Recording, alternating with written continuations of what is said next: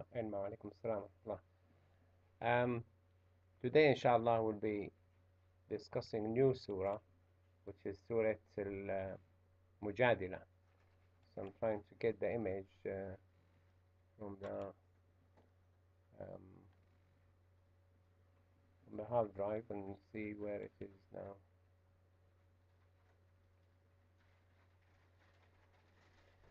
So Surah Al-Mujadilah, by definition, and from it's the surah which Allah Azza wa Jal allowed a Muslim woman to object to the behavior of the man and ask for change. So Al-Mujadilah is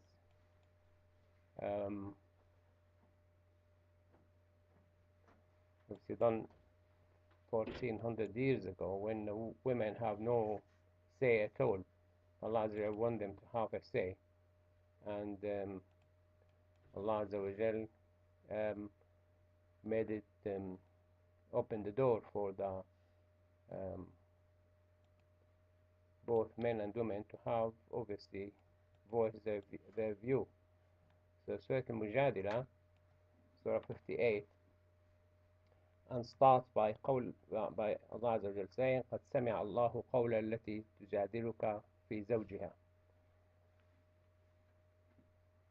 وَتَشْتَكِي إِلَى اللَّهِ وَاللَّهُ يَسْمَعُ تَحَاوُرَكُمَا.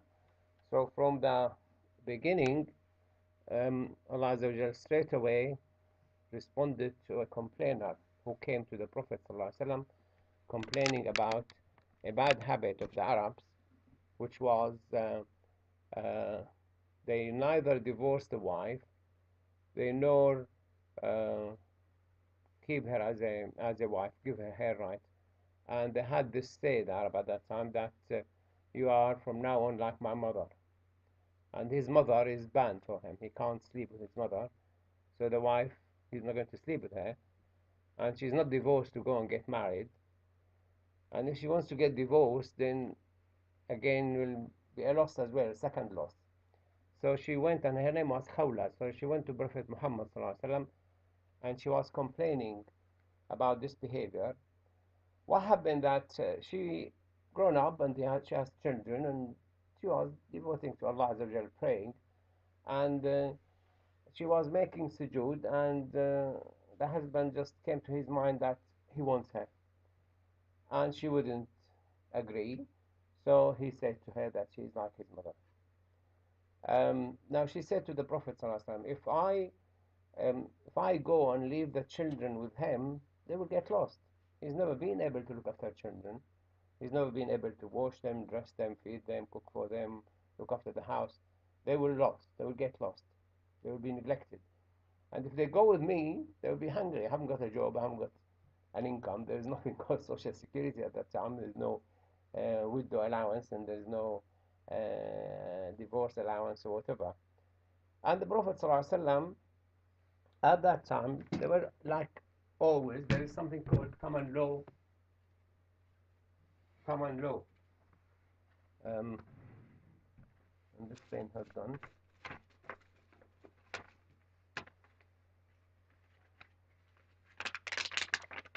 So the common law, like in Britain, common law will stay common law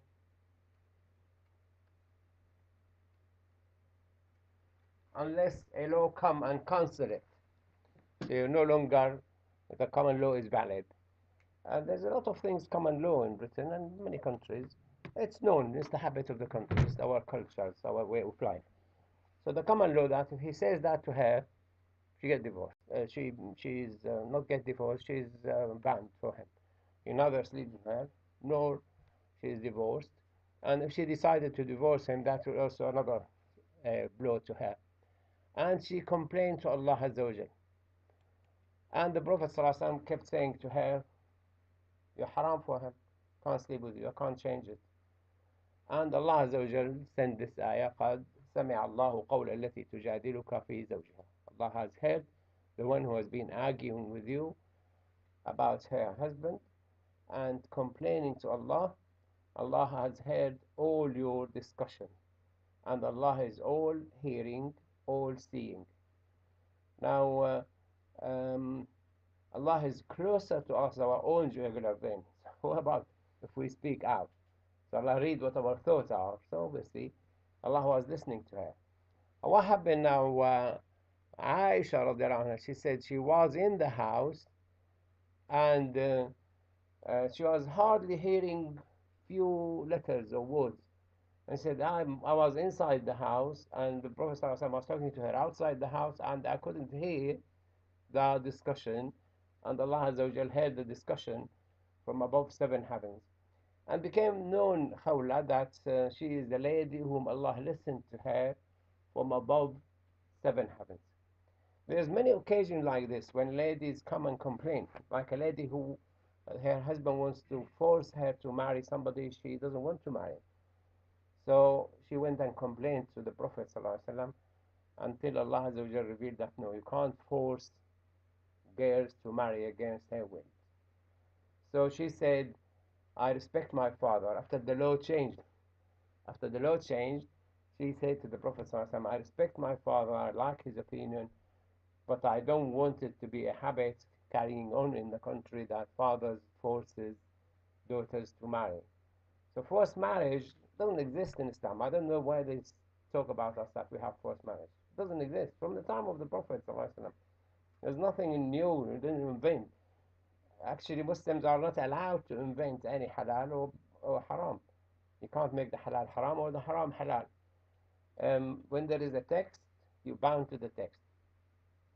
So the whole surah, Allah Azza wa Jal used it to regulate now how to complain, how to discuss with the Prophet, how to go and stop this bad habit. And Islam has the method of avoiding anything called prison. There's no prison sentence. And he wants to keep the marriage. So Allah revealed the ruling that those who make such an awful oath, they will have to pay a penalty, and the penalty back to the community, obviously. And the penalty الذين يظاهرون منكم من نسائهم ما هن أمهاتهم إن أمهاتهم إلا اللائي ولدنهم. Now, he's stating the fact, those who make zihar, he will say, me like the back of my mother, كظهر أمي, they are not their mothers. You can't make your wife your mother. And then Allah said, إن أمهاتهم إلا اللائي ولدنهم. Their mothers are those who gave birth to them. SubhanAllah, when we were discussing medical ethics points, I was invited to a conference in Egypt, and there were a lot of scholars from all the Muslim world, and Muslims and Christian and Jew they invited. And they were talking about surrogacy, and they used this ayah. So is surrogacy halal or haram? Can you bring a lady and pay her money to carry your child? And will the child remain the child of the biological parents or the surrogate mother? Now in Romania, Lithuania, after the corona, we have hundreds of children born. Neither the surrogate mother wants to keep them, nor the biological parents wants to take them because not allowed, they locked down and things, and we're left with so many kids. In Islam, the Sunnah said it's haram. The Muslim Sunnah said it's haram because you are placing a sperm of you or the man in the womb of a woman who is not his wife. The Shias differed. They said no, it's allowed because you're allowed to breastfeed somebody who is not your mom. So you could have two moms. They made this qiyas. But the Sunnah, they didn't actually accept that. Should be surrogacy. The surrogacy in America, when they started doing it, it created a lot of problems. I mean, like surrogacy, they used to give them $10,000, carry the child, give birth, give it back to us. And they found that many women become like their child. They can't apart from the child. It's my son. Carry them for 9 months. They become emotionally attached to him. He's been kicking in her tummy. He's been, you know, getting her attention and things. And the bonds between her and the child become too strong. She wouldn't part with the child. Legally, she signed this document and she has to give the child. That's the least of the problem. The other problems, husband and wife waiting for 9 months for the baby to arrive, had a fight, had a row, divorced, split. The husband gone, nobody knows where he is. The wife gone, nobody know where he is. The surrogate mother never planned to have a child. So she landed with a child she doesn't want. She threw the child. Who's the loser? The child. So this is why she gave birth to him. She is his mother. And we said in Islam we have the Ansar, and this is they took it from this ayah. Subhanallah. I mean, ayah mentioned 1400 years ago, uh, different discussing different issues, but the scholar brought out of this the ruling, which help us now because there were nothing called surrogacy at that time. It's all 20 years old and it's just new. وَإِنَّهُمْ لَيَقُولُونَ مُنْكَرًا مِنَ الْقَوْلِ. What they say is an awful and false accusation and false claim. And وزورا, zur, like قول الزور. قول الزور is the worst of the crime. It's classified as a major sin. The Prophet ﷺ once said that أدلكم على أكبر الكبائر. Say yes يا رسول الله. And he mentioned شرك بالله, عقوق الوالدين, قتل النفس, and قول الزور. قول الزور والعمل به, to false witness and act on your lies. So he's lying and he's acting on his lie, that his wife is like his mother and she's not. وَإِنَّ اللَّهَ لَغَفُورٌ رَحِيمٌ. Why Allah used غَفُورٌ رَحِيم here? لَعَفُوٌ غَفُور. وَإِنَّ اللَّهَ لَعَفُوٌ, forgiver.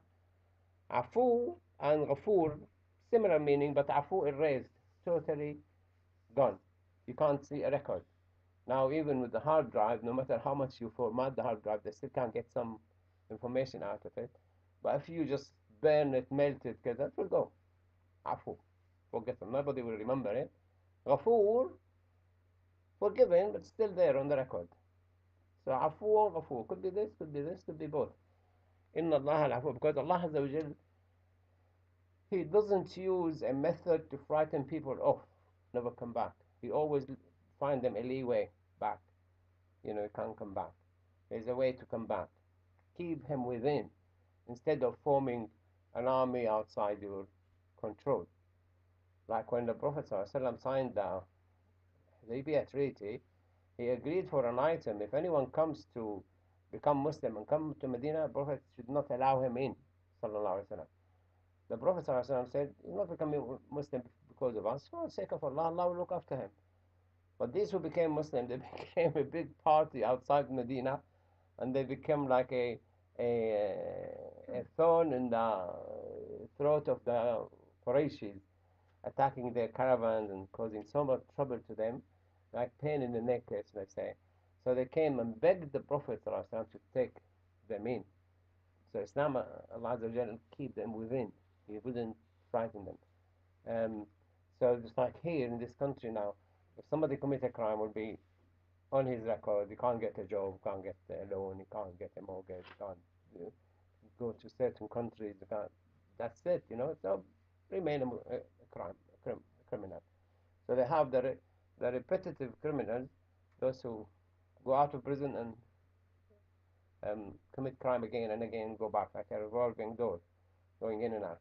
Islam, no, there's a way out, and then he listed the way out of that crime. الذين يظاهرون من نسائكم من نسائهم. And because it's a major crime, the penalty is similar to the penalty of, anybody can remember? The penalty, free a slave, fast 2 months, or feed 60 people. Remind you of? You're breaking the fast 60 days. But similar, you can't free a slave for fasting. You have to fast 60 days or feed 60 people. not blame. No, that's whip. They whip blast for 80. Yeah. No. Killing by mistake.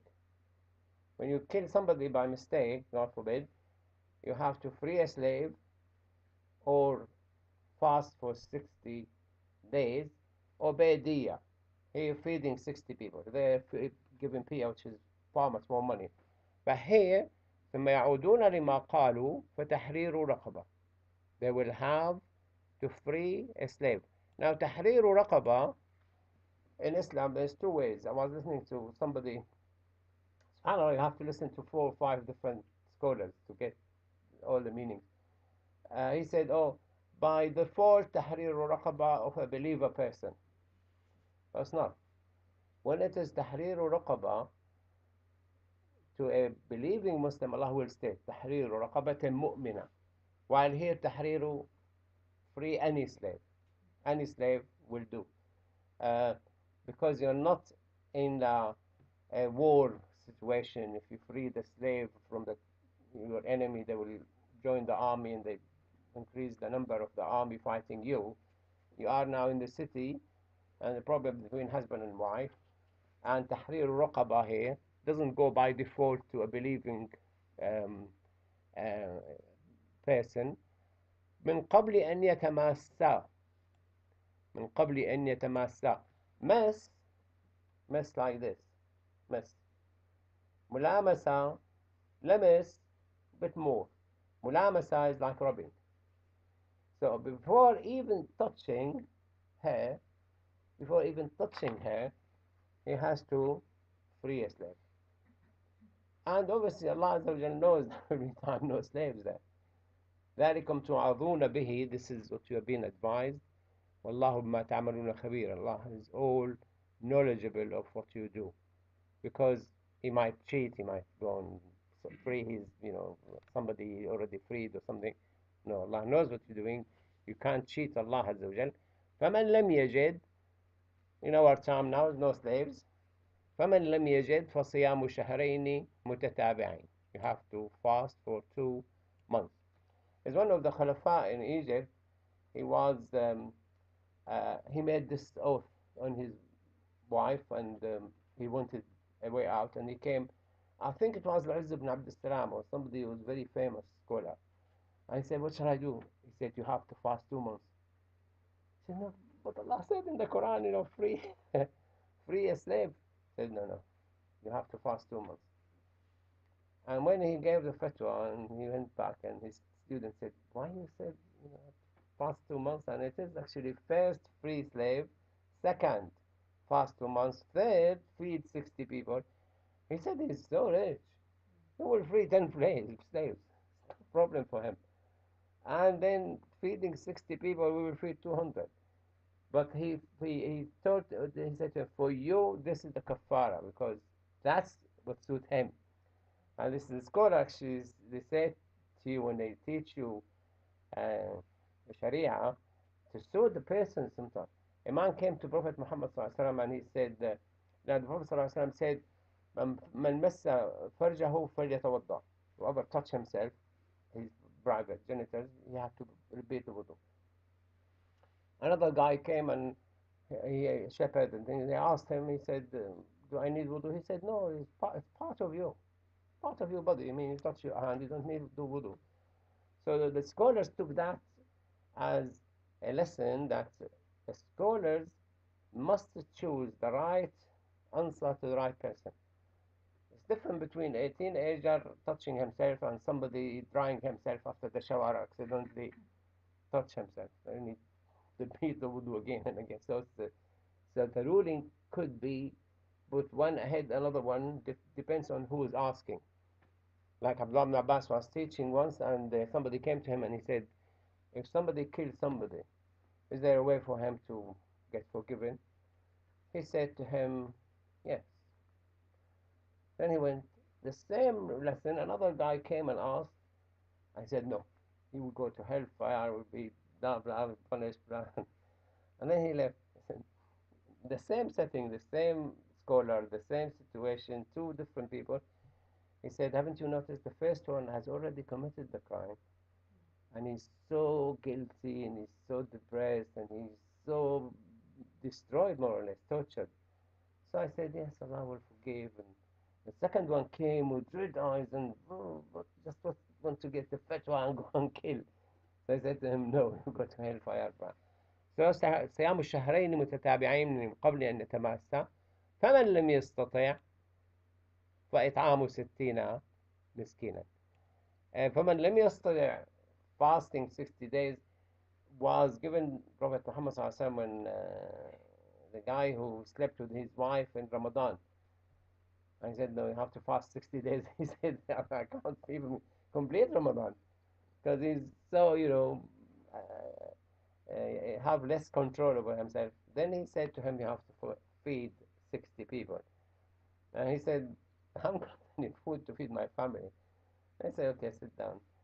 So he sat down, food came to the Prophet. So I said, take it and feed 60 people. He said, if you go around the whole Medina, I will not find poorer than us. I said, okay, go and feed your family. So the ruling changed from 60 days to feed 60 people to go feed your family. Relaxation in the ruling.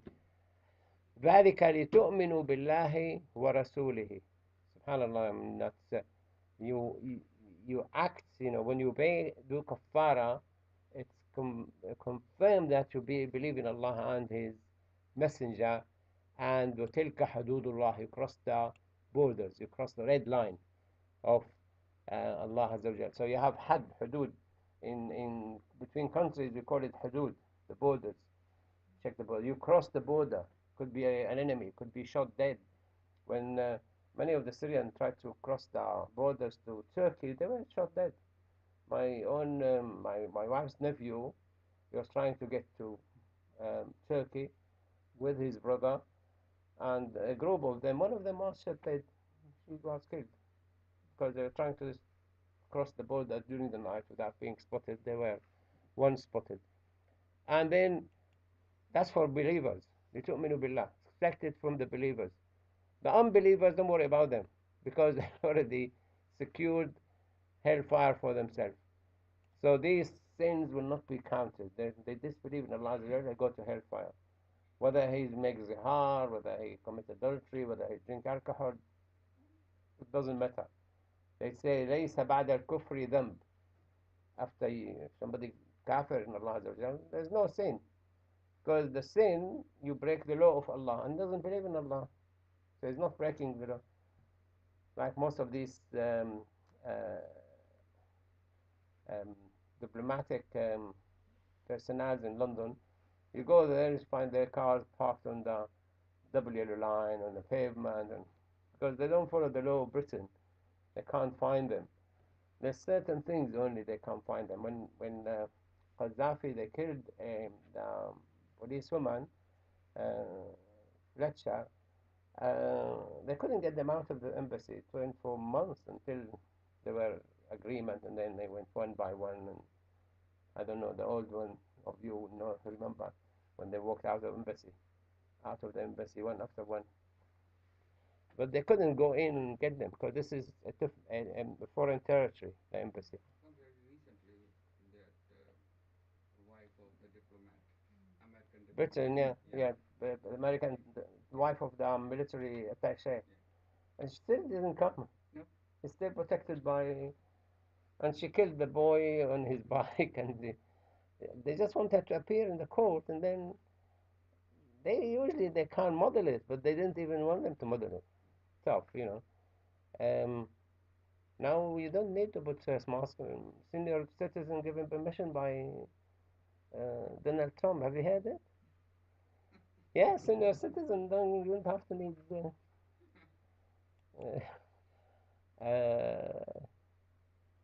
What's her name? Policy. What's the head of the Democrat Parliament? Joe Biden. No. Polsky. Yeah, she wants to assess his mental state. Is he able to run the country? When he said it, I mean, you say, I'm a messenger. Allah sent me a messenger to you. It's a blessing from God, and I don't know whether he said he contacted God or not. Probably he said it. They didn't show it because they are now asking about his assessing mental state. He probably said it, and they didn't publish it because they, the senators there are sitting to catch him on one of these. وتلك حدود الله وللكافرين عذاب أليم. Don't worry about kafirin. Kafirin have already secured severe punishment for them, and these rules do not actually apply to them. I mean, the things you see them sometimes doing is just so you get annoyed by it. But this is why when we came to this country, the way we were talking about Islam, nothing at all about Sharia. We will not say about punishment for stealing or killing or uh, drinking alcohol. Or, we just talk about Allah Azza wa Jal, about Allah, the Creator. And once they believe in Allah Azza wa Jal, we talk about His Messenger, Muhammad Sallallahu Alaihi Wasallam. Once they believe in Muhammad Sallallahu Alaihi Wasallam, this is the book. You believe in Allah Azza wa Jal, this is the message. I don't remember I spoke to any of them. Alhamdulillah, we have many became Muslims. We were more active. We had many people became Muslim here as well. But we were talking about Allah Azza wa Jal. There's no point telling him about um, punishment because you get the punishment to get forgiven because you committed a sin against Allah. He doesn't believe in Allah Azza wa Jal. He doesn't see the sin.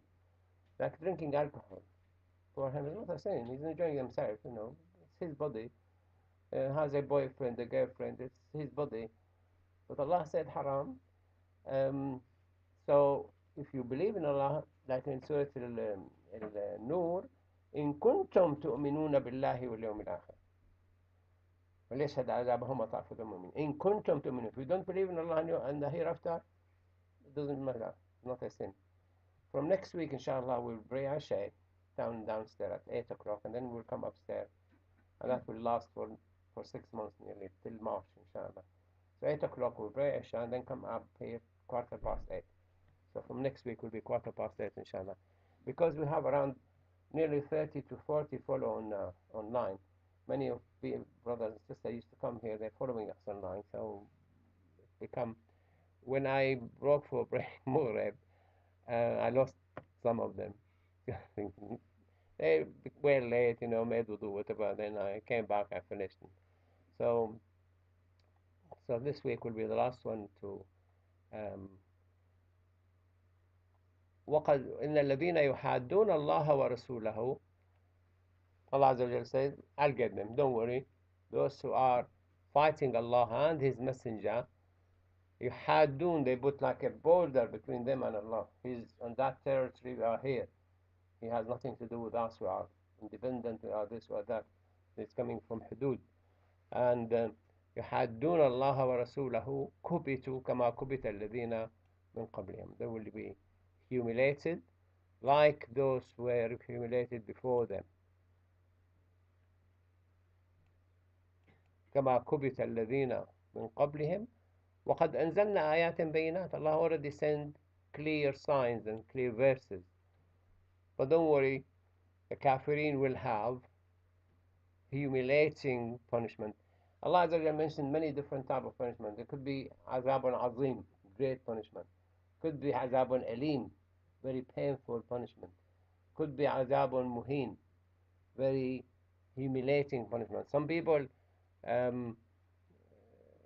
if you say the wrong word to them, they get more insulted than if you hit them. Some people, they don't care, you know, if you hit them, whatever, they hit you back. You say they have different reaction to whatever you say. So punishment here, وَلِلْكَافِرِينَ عَذَابٌ مُهِينٌ. SubhanAllah, I mean, one of the questions come, if Allah Azza wa Jal is so mighty and so great, and why He need to punish? Why He need to punish you? Not you, inshallah, I mean the kafirin. It's justice. Justice. To establish justice, yeah? Any other? Because the people who have done right thing, otherwise they will feel Suppose he wasn't a defeated. criminal, he didn't do anything major. Like minding his own business and he's going to work and back. He doesn't believe in Allah, but he doesn't kill, he doesn't steal. He hasn't been cheating. There's many good people like this. So why they should go to hellfire?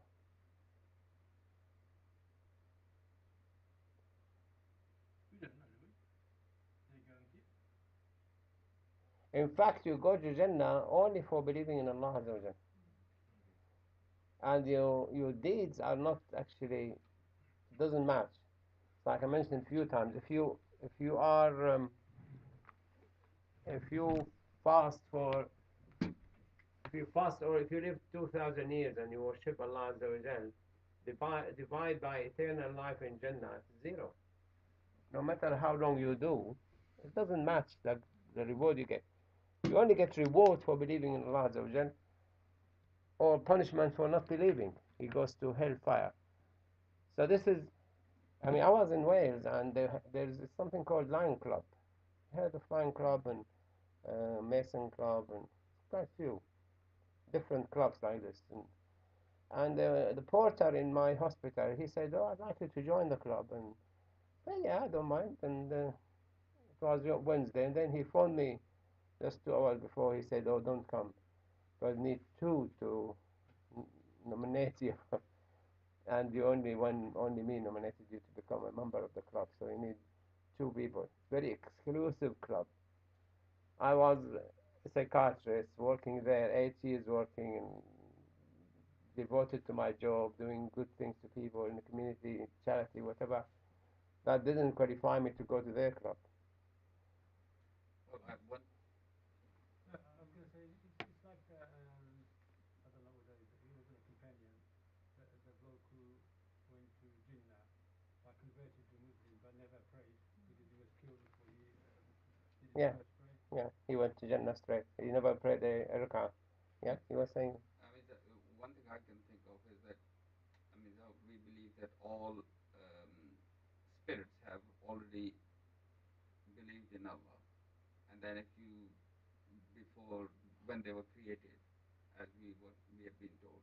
So basically they have broken their promise when they have come to this world, and that's why they get punished, because initially they have believed in Allah, and then when Allah sent them, and with just the pure soul, everybody should be able to find Allah. And if they don't, it means that they've broken their promise.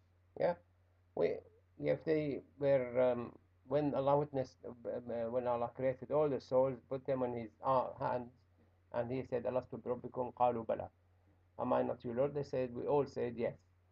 And He said, just in case the day of judgment you come and say we never heard. So Allah will put within us instinct search for the Creator. Who created this? Where this came from? And they start asking the father, the mother, the teacher, the friends, who created this, who made this. And if there is a believing father, he will tell him straight away, get convinced, that's fine. If not, he reaches teenager years and he starts thinking. Allah will never punish anyone who never received the message. Allah Azza wa Jalla says in Suratul Isra, وَمَا كُنَّا مُعَذِّبِينَ حَتَّى نَبْعَثَ رَسُولًا. We will never punish anyone until we send him a messenger. The messenger will come and say, Allah created you. He gave you the eyes, the ears, the hair, the body, the heart, the kidneys. He gave you food for all your life, 60, 70, 80 years. Gave you legs, gave you the brain, gave you the blood, and He gave you the comfort, the ability to rest, to sleep. You have a father, a mother. Allah made you friends and families and things. In return for what I gave you all this, I just want you to say once in your lifetime, between you and Allah Azza wa Jal, yes, أشهد أن لا إله إلا الله وأشهد أن محمدا رسول الله. Just for this phrase, He sent the messenger. Like if I gave you a mansion house and a Ferrari and Lamborghini and a Jaguar and horses, and I gave you a lake, I gave you an island for your own, I gave you this, I gave you this, and I said to you, yeah, I'll come to you once, and I want you, when I come to you, I want you to say thank you. Say, no, I don't want to say thank you. Now, So what about those people living in remote part of the yeah, world? this is the ayah. They In have Surah to, Al-Isra, وَمَا كُنَّا مُعَذِّبِينَ حَتَّى نَبْعَثَ رَسُولًا. We will not punish until we send a messenger. So everyone, Allah makes sure that he had a messenger told him. The messenger could be a news item, could be a text, could be a friend, could be a book, could be an item on a TV, could be whoever.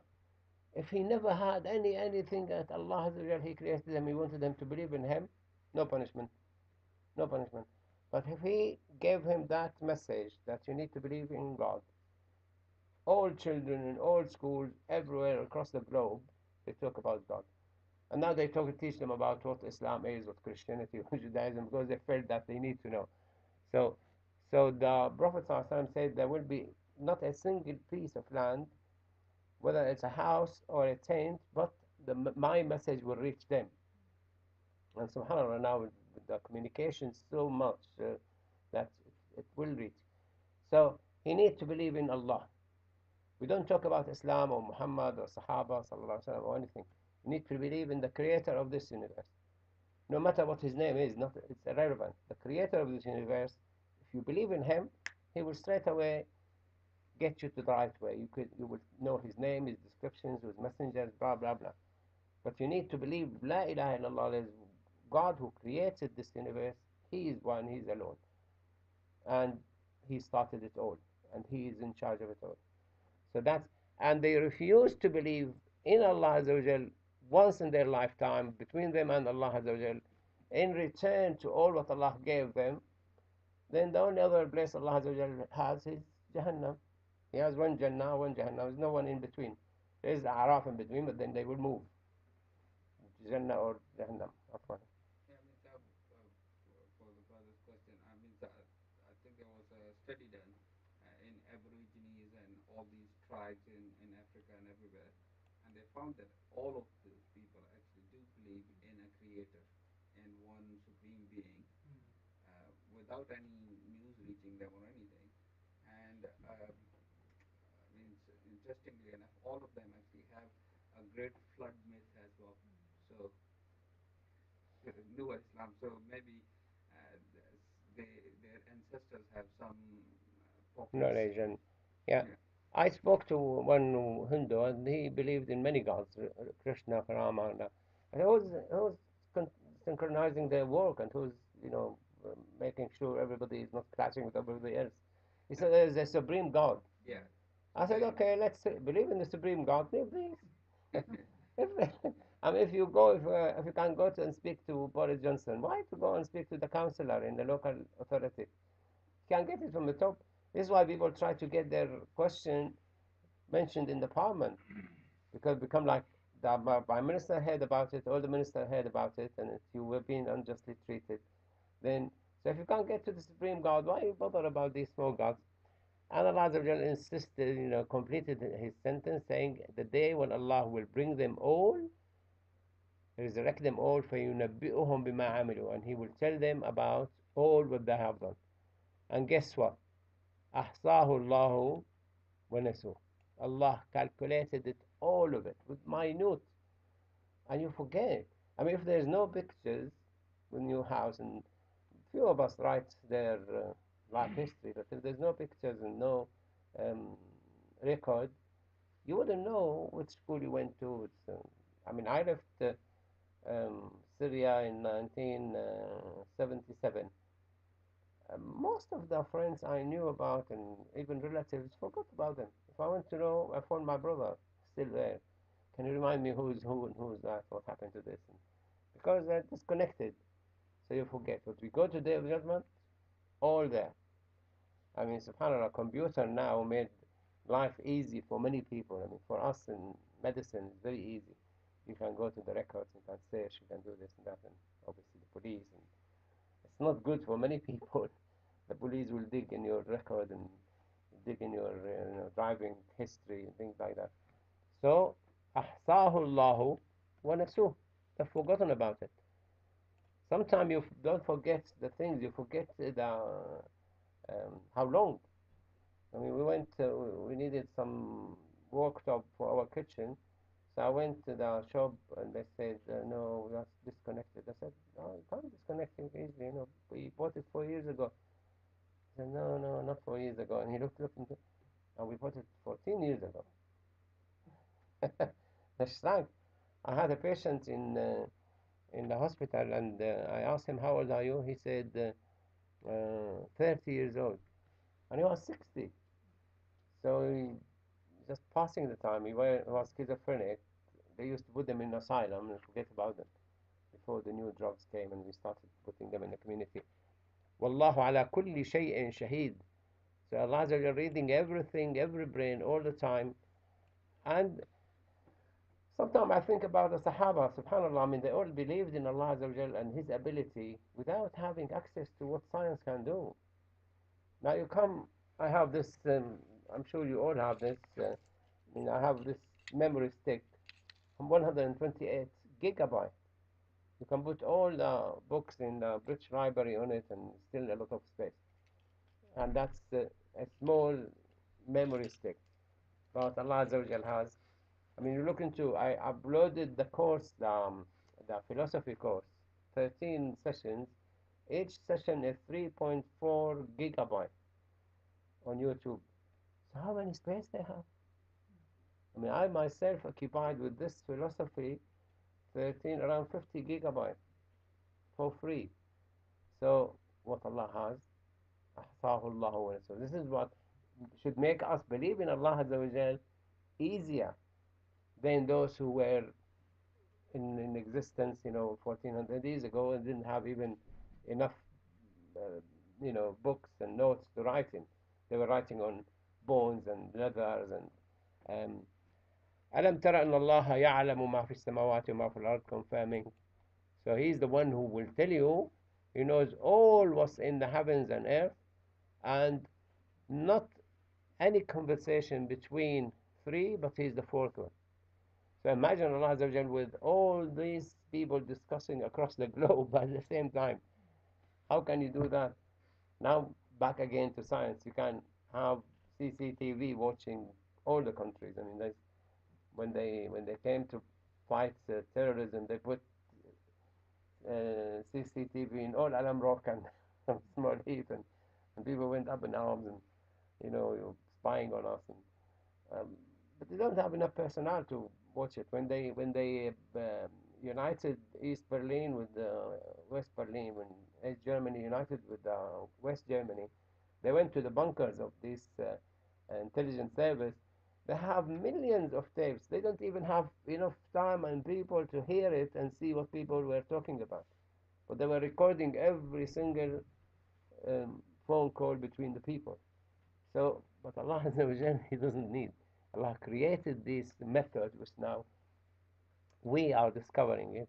So Allah Azza wa Jal, every three people, He's the fourth one, and every five people, He is number six, and not less than that or more than that, but He is with them.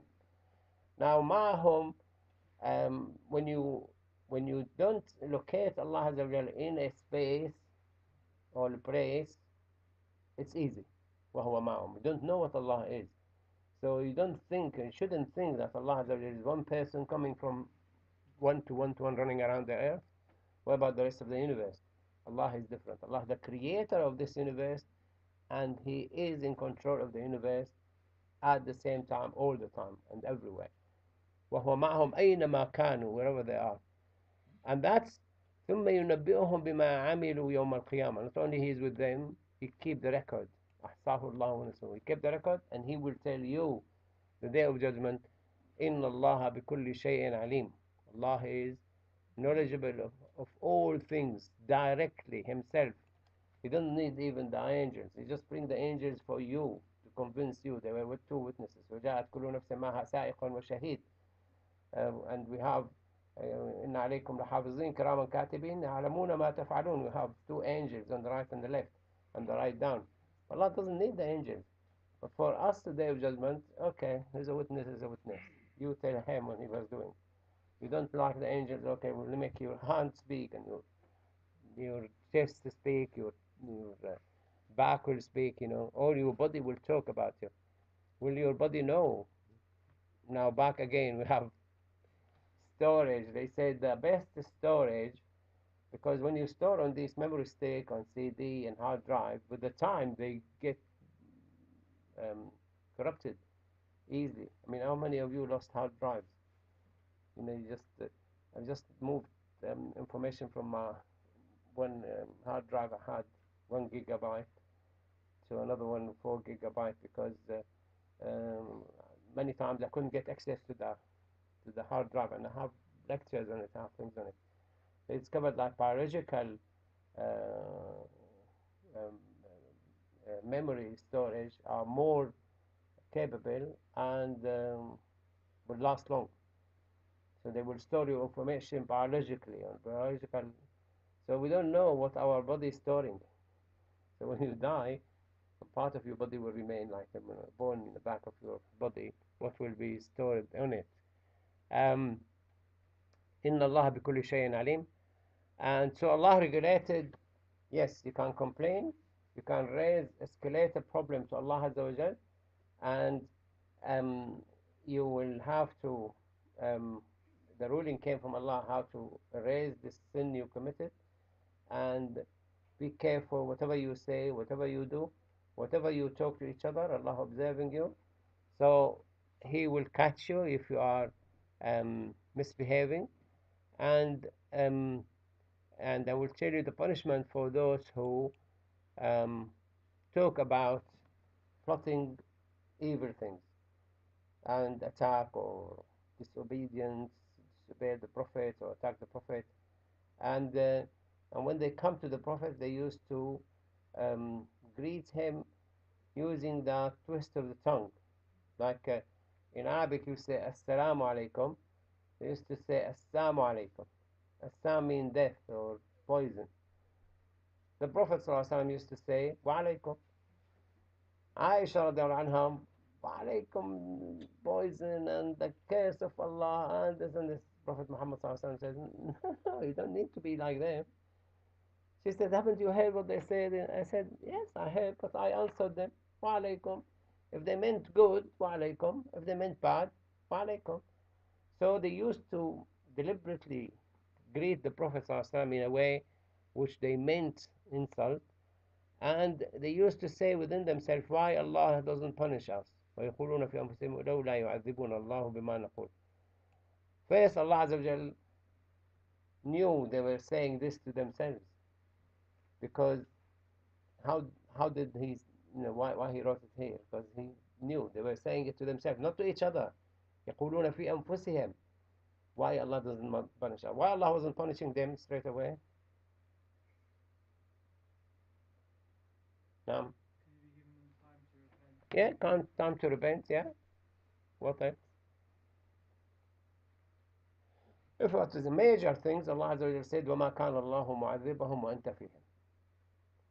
Because of the Prophet ﷺ among them, he said, I will never punish them while you are among them.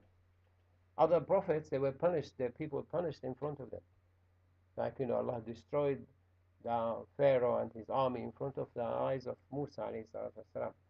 And the same with Hud and Saleh and Thamud, and all destroyed. And the Prophet used to leave them, and Allah destroyed them, and they see. Lot, he was asked not to turn back, totally, not to look back. Only your wife will be look back, and he will be hit. So, but the rest were aware of the punishment. Prophet Muhammad ﷺ, Allah said, no, I'm not going to punish them while you are among them, alive among them, and I will not punish them while they are making istighfar. وَمَا كَانَ اللَّهُ مُعَذِّبَهُمْ وَهُمْ يَسْتَغْفِرُونَ. I think probably istighfar reduced among us, the Muslims, because punishment including us as well. I mean, we're locked down, we're so deprived of a lot of things, and especially in many Muslim countries. I mean, I text message today, somebody just counting how much cost to feed his family and himself, and how much his wage. He needs twice his wage to get food, nothing else. SubhanAllah, I mean, and the squeeze on people in many countries becoming unbearable. And لولا يعذبون الله بما نقول, Allah Azza wa Jal said, Jahannam is enough for them, they don't need any more.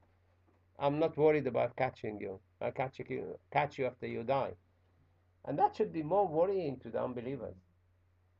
Some of them do. They come to him, why Allah want to punish us? Why? I mean, do you believe in Allah? Do you believe there's God? No. Why are you worried? Why are you worried if if you don't believe there's God? Why? I mean, if I say to you, oh, I'm worried about this dinosaurs coming to eat me. When I go home, I will be eaten by a dinosaur. I'm really worried. I don't want to go home. There's a dinosaur. We say, it's not dinosaur. Why are you worried? So if for him there's no God, why he's worried?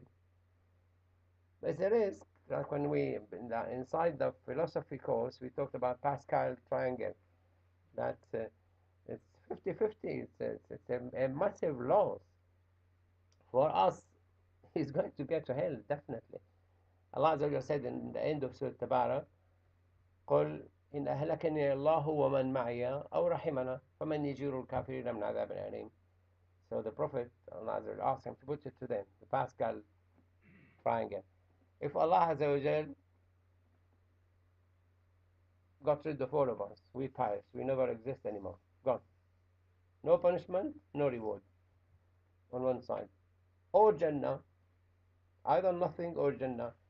But for you kafirin, either nothing or Jahannam. That's a great risk, great gamble. So don't gamble. SubhanAllah, I mean, when I was reading about the Pascal triangle, and straight away came in Surah Al-Mulk, Allah mentioned it straight away. You either nothing or Jannah, or nothing or Jahannam. Like, if I say, there's a tick here, and there's a hidden explosion here, we better, all of us, go out in 1 minute. We go out, and there's no bomb, nothing. Fine. But if we don't go out, no, I'm not going out, and there were bomb, and we're dead. So it's something you can't gamble on it. You have to accept. So hasbuhum Jahannam. He's not in a hurry to punish them now. Yes, no, Allah will not punish them unless they exceed in the mischief. They exceed. I'm really like, the beauty is to look into how Allah is running His universe. Subhanallah. In particular, I'm going to look into what will happen now to Donald Trump. What's going to happen to him? He's done something really, we know many of them did something wrong and horrible to many Muslim countries and many people, were targeted by sanctions, and they wouldn't let them buy food or drink or medicine, or many of them starving. They allowed the war to carry on in Syria and in Yemen and in Libya. They can't stop it. If they want, they will stop it. But they don't want to stop it. They keep selling them arms and things. So Allah is enough is enough. He's going to punish now. I'm really interested to see how is the punishment. Will this guy go out of his mind? I don't know. I mean, they must have heard things, like I said earlier. They must have heard it, because yesterday it was on the German news, it was on the French news, and it was on the British news. They brought it. He stood there. You are senior citizen. You're like me. Don't worry about it. Coronavirus. Go out.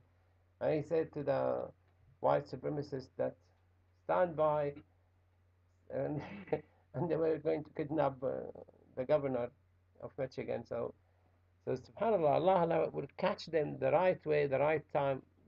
Don't worry, we're not in a hurry. Allah is not in a hurry. We are in, but Allah is not. And one day we will just come, inshallah, and this is the way Allah chose to punish so and so, is the way Allah punished so. يا أيها الذين آمنوا, back to us now. إذا تناجيتم فلا تتناجوا بالإثم والعدوان. Never plot to do anything wrong, or aggressive, or mischief, or aggression towards anybody, or disobeying the Prophet. وتناجوا بالبر والتقوى. Just talk about nice things, piety things, clean things. Be mindful of Allah Azza wa Jal, because you will go back to Him. واتقوا الله. Be mindful of Allah. إنما النجوى من الشيطان. That's very important lesson. That najwa, when you talk about, try not to exclude a third person. So if there are three of you, you take permission from one to speak privately about something else to this other one. Because shaitan will only whisper to this guy that they're talking about you. Will only think talking about him. And sometimes we do it speaking different language. I take permission. Can I speak to him in Arabic? Have to explain this in Arabic and whatever. And then get his permission. And in spite of that, the person will feel excluded. What? There, you leave, you finish a meeting, things. And النجوى من الشيطان ليحزن الذين آمنوا, make them sad. But Allah said, وَلَيْسَ بِضَارِّهِمْ شَيْئًا. Allah, He will never harm them. Don't worry. If you are with Allah, I don't care whether they talk about me or for me, whatever.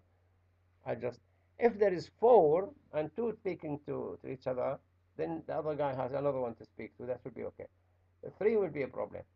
But four, if there's two speaking together privately, then you can speak to the other guy privately. إما وليس بضار من شيء إلا بإذن الله وعلى الله فليتوكل المؤمنون.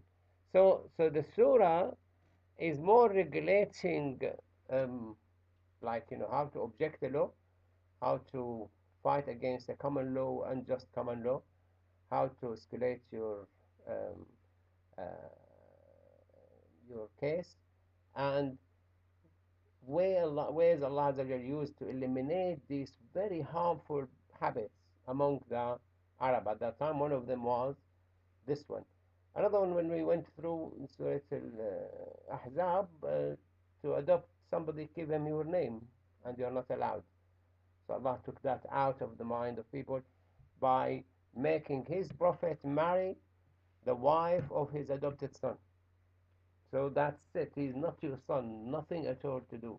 So he made him marry Zainab, and Zayd married somebody else.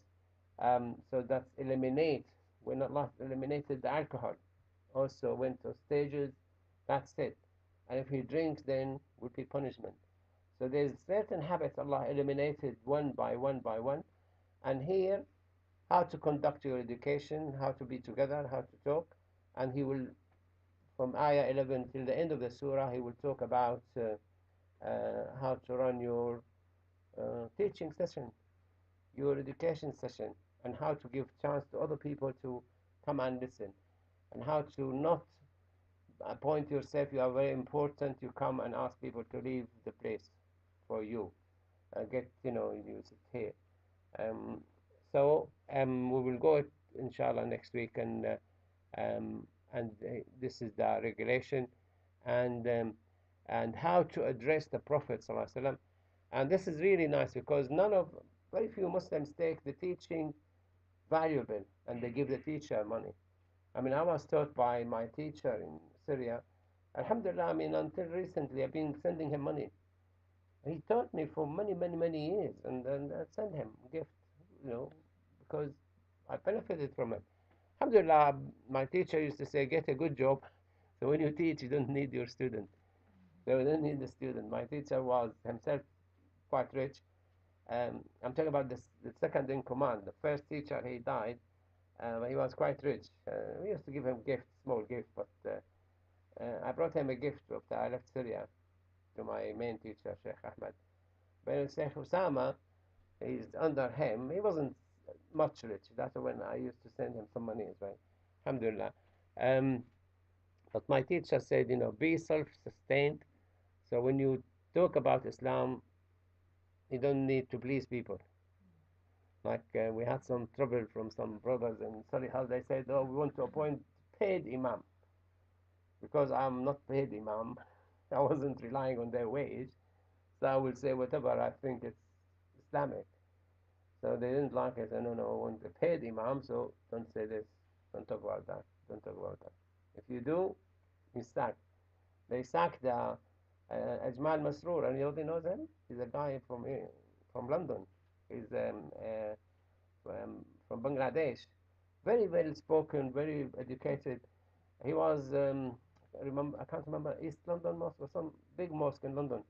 Because he spoke mildly about Khashoggi, they sacked him from his job. You know him, Azam? No. Ajmal Masroor. You know him? This is why he doesn't come on. You really see him on media.